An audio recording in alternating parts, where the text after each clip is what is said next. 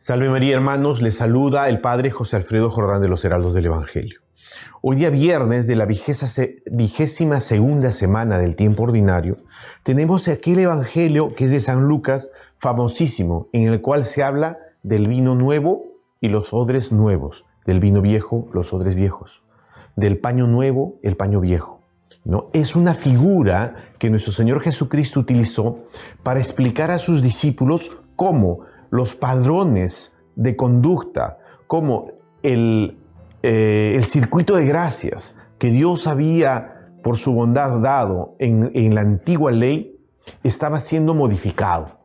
Sí, los fariseos increpaban, porque esa es la palabra, ¿no? Increpaban y criticaban a los discípulos de nuestro Señor Jesucristo. ¿Por qué? Porque no hacían aquella penitencia que ellos se hacían. Y para justificar, inclusive decían que los discípulos de Juan el Bautista también hacían esa penitencia. Entonces, con eso querían descalificar algunas conductas que los discípulos tenían. Ciertamente lo que querían era disculpar, mejor dicho, no disculpar, sino criticar la propia formación que nuestro Señor Jesucristo daba a sus discípulos, que evidentemente se reflejaba en esas costumbres. Nuestro Señor Jesucristo no solamente muestra cómo el circuito de gracias había cambiado, la presencia de nuestro Señor Jesucristo había transformado la economía de la gracia. Él estaba presente y los discípulos de nuestro Señor Jesucristo se alegraban, estaban alimentándose de las gracias de la presencia de nuestro Señor Jesucristo. Y entonces les explica que no se pone un vino nuevo en odres viejos, porque lo revienta.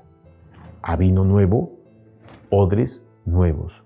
Entonces, la gracia nueva que nuestro Jesucristo estaba trayendo ya no comportaba aquellas costumbres antiguas, sino comportaba una nueva forma de vivir que después pasó a ser llamado cristianismo. El ejemplo del paño tiene el mismo sentido.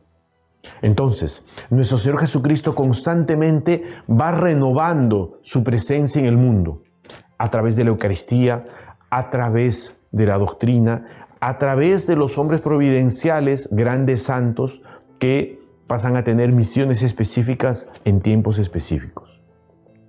Siempre Dios nos sorprende con un vino nuevo, pero siempre también nos da odres nuevas para que ese vino pueda ser fermentado en esos odres. En nuestros días, el mundo es muy complejo. El mundo del siglo XXI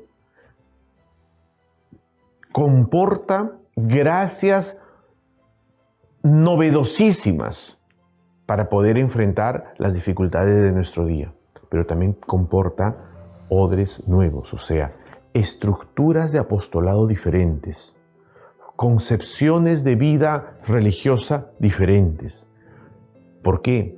Porque sí, que la Iglesia, sí que nuestro Jesucristo como cabeza de la Iglesia actualiza las circunstancias, actualiza las personas con la misma doctrina, con la misma verdad que no cambia, pero es un vino nuevo, son odres nuevas, son gracias nuevas, son formas de vivir nuevas, son expresiones del mismo Evangelio, pero adaptadas al tiempo actual. Eso es lo que el Evangelio de hoy nos quiere mostrar y eso es lo que nosotros tenemos que pedir.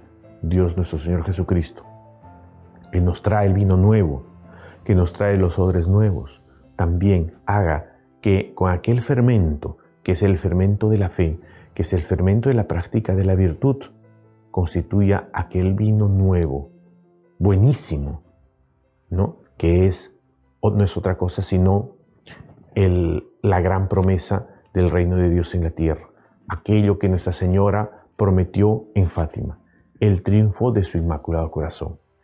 Ese es el vino nuevo, esas son las odres nuevas que el hombre del siglo XXI espera. Recemos por ello.